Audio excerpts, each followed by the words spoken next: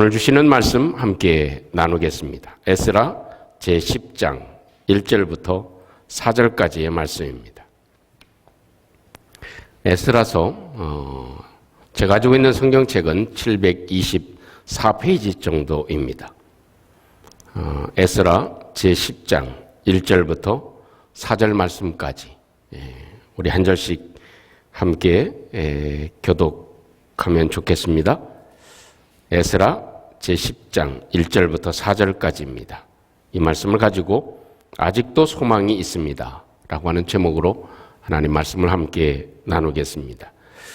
교독하겠습니다. 에스라가 하나님의 성전 앞에 엎드려 울며 기도하여 죄를 자복할 때에 많은 백성이 크게 통곡하며 이스라엘 중에서 백성의 남녀와 어린 아이의 큰 무리가 그 앞에 모인지라.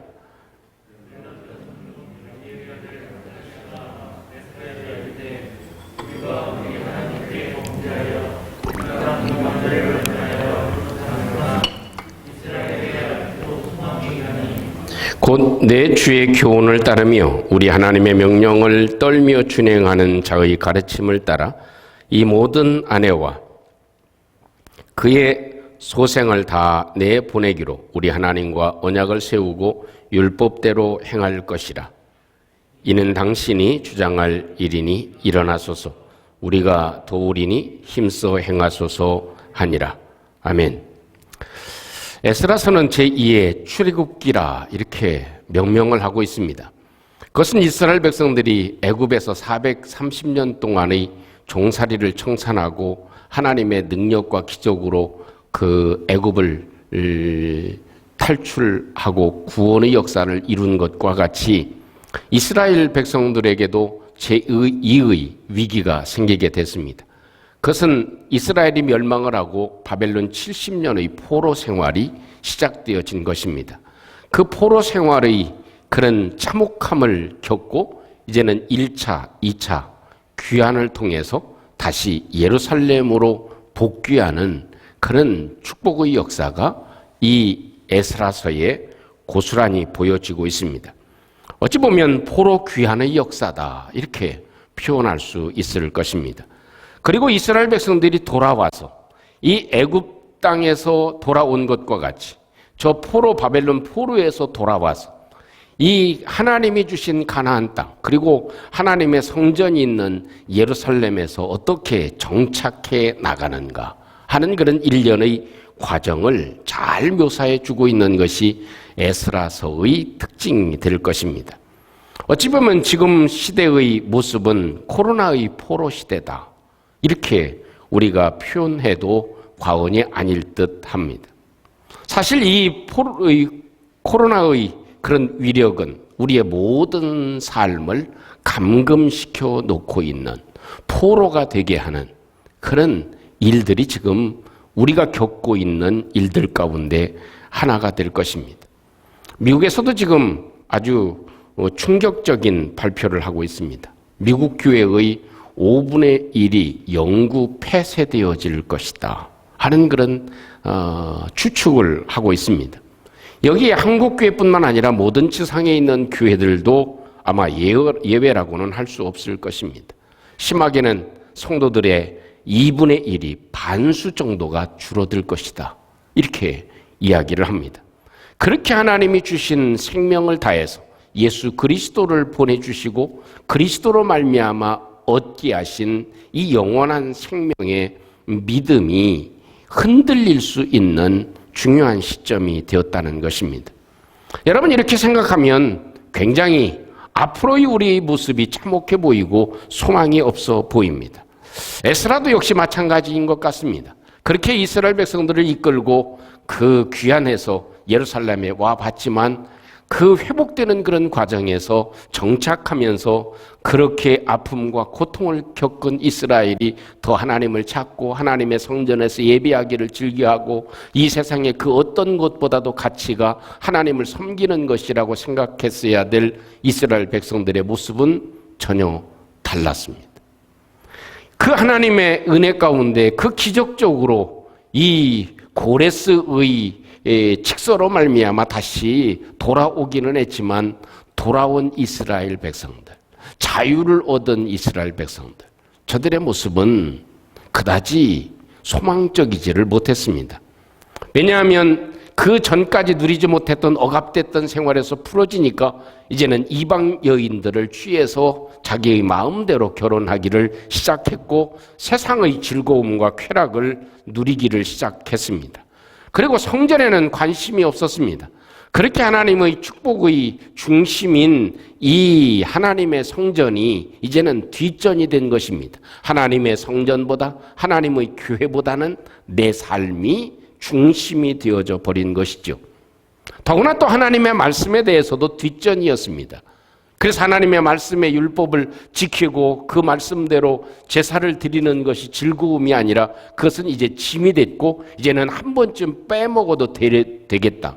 얼마나 편하냐. 이렇게 하면 훨씬 더 좋겠다라는 그런 생각이 팽배했던 것이 저들의 모습이었습니다. 이런 모습을 보며 에스라는 마음의 기운이 빠졌습니다. 야, 그 하나님의 은혜로 다시 예루살렘에 돌아오기는 했지만 우리들의 삶의 모습이 너무나 더 오히려 타락했다는 것입니다.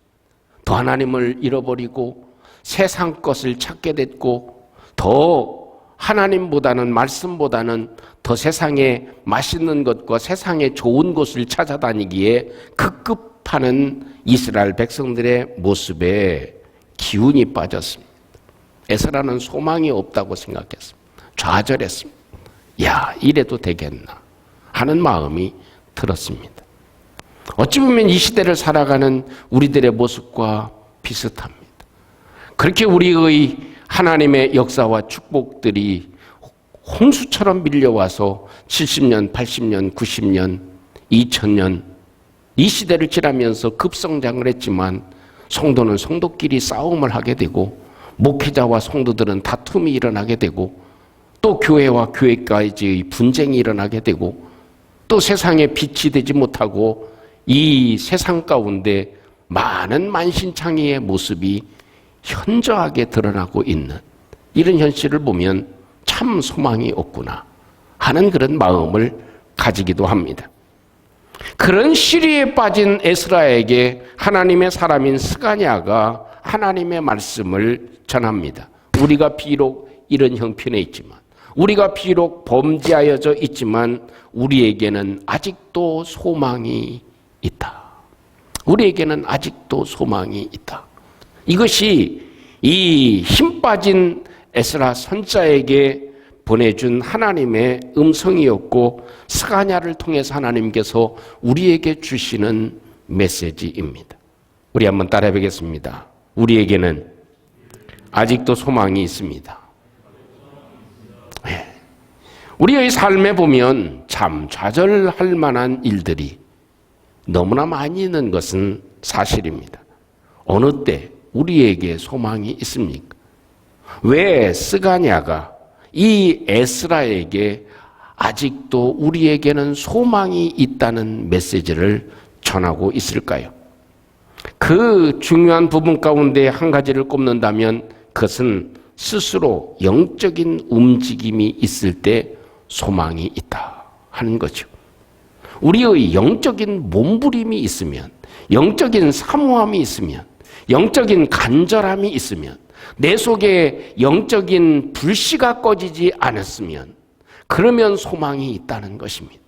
우리 삶에 비록 모습 자체가 처참하고 세상보다 못한 모습들로 가득 차 있다 하더라도 내 마음에 믿음의 불씨가, 내 마음에 하나님을 의지하는 소망의 불씨가, 또 하나님을 사랑하는 마음의 씨앗이 있다면, 그렇다면 우리에게 소망이 있다는 것입니다. 1절에 보면 실망한 에스라는 어떤 마음을 가지고 있는지, 그 속에 어떤 그런 불씨가 있는지를 우리에게 잘 보여주고 있습니다. 또 이스라엘 백성들도 에스라의 모습을 보고 그것이 온 성도들에게, 온 백성에게 전염이 돼서 일어나고 있는 모습이 마음의 불씨가 기록되어져 있습니다. 그것을 보면 에스라가 하나님의 성전 앞에 엎드렸다. 그것입니다. 하나님의 성전 앞에 엎드렸다. 여기서 그냥 엎드린 것은 그냥 정중하게 이렇게 마음을 들여서 정중한 모습으로 엎드린 것이 아닙니다. 이것은 쉽게 얘기하면 그냥 쓰러진 것입니다. 너무나 마음이 슬프고 너무나 극도로 자기의 감정을 추스리지 못해서 몸을 가누지 못하고 바닥에 쓰러졌다. 그것입니다. 이 슬픔과 이 좌절감, 이것을 어떻게 이겨낼 힘이 없어서 그냥 쓰러져 버린 것입니다. 하나님의 성전에 발걸음을 옮겨 놓았지만 성전 아니냐 바뀌냐, 학자들은 거기에 대해서 많은 논란이 있지만 그것이 중요한 것이 아니고 에스라의 모습이겠죠. 그래도 그 발걸음을 하나님의 성전으로 옮겼다는 것입니다. 하나님의 성전에 가서 정중한 것이 아니라 기력이 빠지고 자기 몸을 가눌 수가 없어서 그냥 쓰러져 버렸다. 죄송한 얘기지만 아마 실신하는 분들이 많이 계시지 않습니까? 급격한 갑작스러운 그런 사고로 인해서 자기 사랑하는 남편을 보내고 가족을 보내야 되는 그런 순간에는 몸을 가눌 수가 있습니까? 마음을 추스릴 수가 있습니까? 아주 극도의 슬픔이 이 에스라에게 있었다. 이게 바로 불씨다 하는 것입니다. 우리는 이런 예배를 드리며 우리의 마음에 불씨가 일어나기를 주님의 이름으로 축복합니다. 슬픔과 좌절, 우리가 이렇게까지 될 수 있는가? 나의 모습을 다시 한번 살펴보는 것, 그 슬픔이 커서 몸을 가눌 수가 없는 상황이 되어야 된다. 그걸 보고 이 스가랴가 말씀해 주고 있는 것입니다. 또 성경에 보면 오늘 1절 말씀에 울었다, 바카라는 그런 말을 사용을 했습니다. 이것은 비극적인 사실로 인해서 통곡함을 의미합니다. 마음에 그 뜨거운 그런 가슴을 가지고 통곡하는 것, 단순히 우는 것이 아니고 그 마음에 통곡할 때 어때요? 그 속이 불이 있죠. 뜨거움이 있죠. 그것이 불씨입니다. 여러분, 오늘도 우리가 함께 예배드리고 있지 못하지만 사랑하는 성도 여러분, 우리 마음속에 하나님을 향해서 우는 그런 마음이 불씨가 되어서 주님께 상달되는 역사가 있기를 주님의 이름으로 축복합니다. 이런 사태를 맞이하며 내 마음속에 불씨가 일어나는 것, 우리의 마음 가운데 주님을 의지하고 이런 비통함과 이런 애통함을 가지고 우리의 현실을 가지고 하나님께 마음으로 기도하는 것, 마음으로 통곡하며 기도하는 것, 그것이 우리에게 있어서 불씨가 되고 이것이 있을 때 소망이 있는 줄로 믿습니다. 그러면서 더 중요한 것은 무엇입니까? 백성들도 다 함께 자기 죄로 알고 자기의 잘못으로 알고 다 통곡하고 회개하고 있다는 것입니다. 한간에 일어나는 일들을 보면 다 이것이 누구 탓이다, 교회 탓이다, 정부 탓이다, 이 기관의 탓이다, 저 사람의 탓이다, 내 탓이다, 다 이야기를 합니다.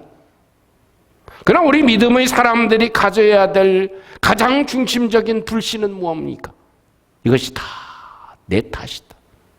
나의 죄 때문이다. 내 죄 때문에 하나님의 성전 앞에 오지 못하는 사태가 일어나게 되었구나. 우리 발걸음이 세상을 향해서 얼마나 옮겨 다녔던가. 세상에 다닐 때는 그처럼 즐겁고 기쁜 마음으로 뛰어다녔지만 하나님의 교회를 올 때에는 그러지 못한 우리의 심정을 회개하는 것. 그래서 하나님께서는 발걸음을 막으시는구나. 이것이 다른 사람의 죄가 아니라 나의 죄다. 에스라도 그렇습니다. 하나님이여, 이것이 누구의 죄도 아니고 나의 죄입니다. 내가 자복하고 회개하는 마음을 갖는 것, 이것이 하나님을 향한 이스라엘 백성들의 모습입니다. 그 모습을 보고 하나님이 말씀을 전해줍니다. 그래도 아직 우리에게 소망이 있습니다. 백성들의 마음에 그런 마음을 가지고 있고 에스라 당신의 마음에 이런 불씨가 살아있는 한 이 땅에는 아직 소망이 있습니다. 그것이 하나님의 사람이 말씀해 주고 있는 것입니다. 참 우리 삶도 그렇지만 작은 일에도 많은 교훈을 받기도 합니다. 저희 집에 플랜트를 좀 키우는데, 이 식물을 키우는데 보니까 이 해충이 있잖아요. 그 자연으로 생기는 벌레가 있어가지고 완전히 잎사귀가 하나도 없이 다 죽어버렸어. 그리고 가지도 다 말라 비틀어졌어. 그 저걸 어떻게 하나? 그냥 뽑아서 버릴까 생각을 하다가 제가 교회에다가 갖다 놓고 교회 앞에 입구에다가 갖다 놓고 가지를 싹 잘라버렸어요. 싹 자르고 그래도 한 번씩 물을 주고 이쁘다고 해주고 마음속에 야 싹이 좀 났으면 좋겠다 이런 마음을 가지고 계속 물을 줬습니다. 여러분 보셨죠? 누가 갖다 놨는지는 모르지만 제가 갖다 놓은 거였습니다. 어느 날 싹이 나기 시작하더라고. 그 지금은 꽃이 피었습니다. 할렐루야. 내 눈으로 보기에는 소망이 없었어요. 근데 그 식물의 속에도 무엇인가 불씨가 남아 있었어요. 생명의 씨앗이 남아져 있었어요. 여러분 우리에게 있어서 소망이 있는 건 우리 마음속에 있는 불씨입니다. 에스라의 마음에 있었던 불씨와 같이 내 마음에 불씨가 믿음의 불씨가 남아 있다면 아직도 소망이 있는 줄로 믿습니다. 그래도 하나님의 성전으로 발걸음을 옮기려고 그 기력이 없는 중에도 하나님을 의지하려고 애쓰고 그 발걸음을 옮기는 모습, 그리고 자기 몸을 가눌 수가 없어가지고 쓰러지는 모습, 그리고 그 하나님을 찾고 고백하는 모습, 그리고 이것이 모든 것이 다른 사람의 죄가 아니라 나의 죄다 라고 고백하는 그 마음의 불씨. 하나님, 나 때문에 이런 사태가 왔습니다. 하나님이요, 나 때문에 이런 일이 벌어지게 됐습니다.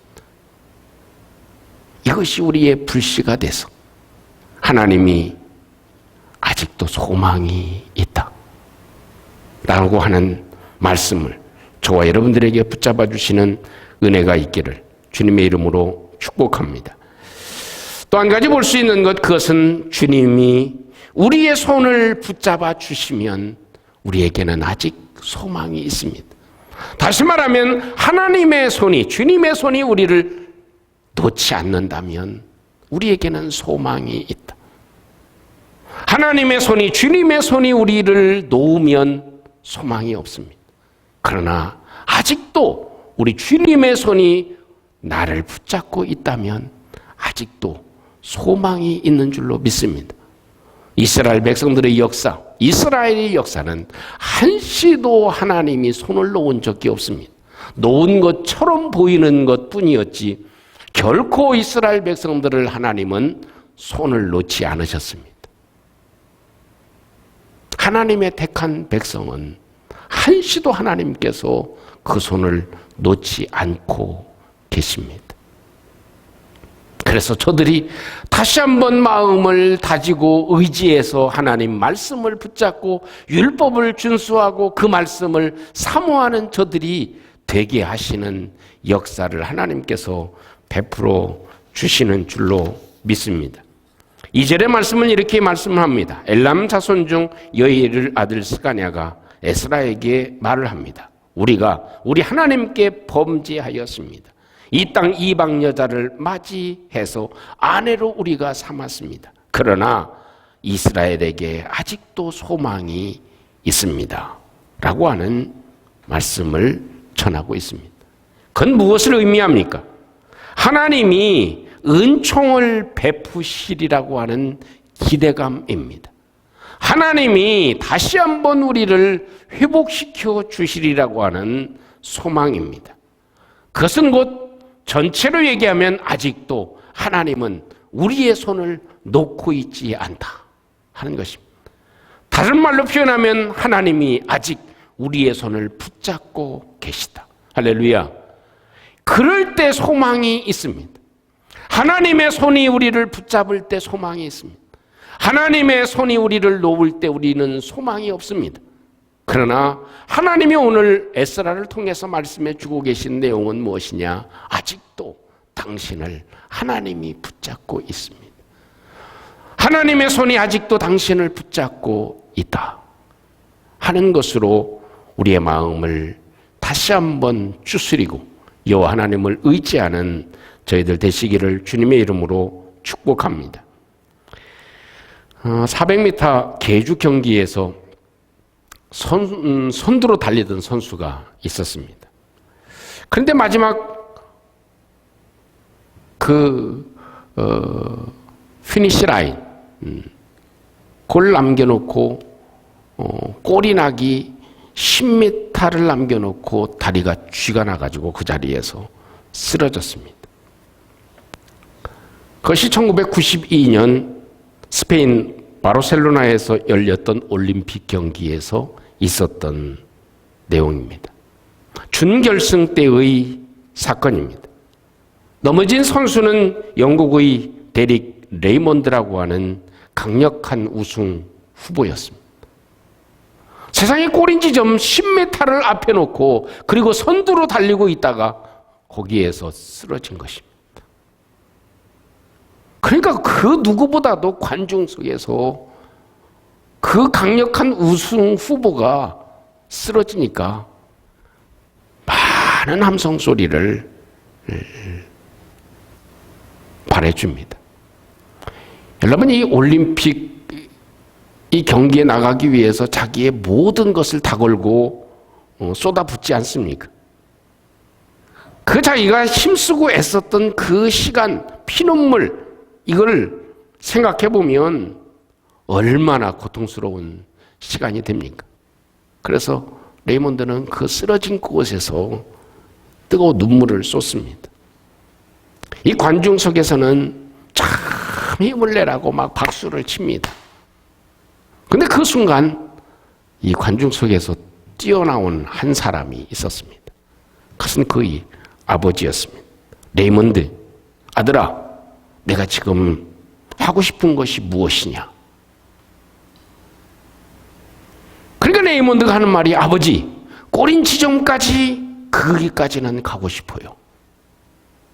그러니까 아버지가 나와 함께 가자 라고 해서 쓰러진 자기 아들을 일으켜 세워가지고 10m 앞을 향해서 함께 걸어갔습니다.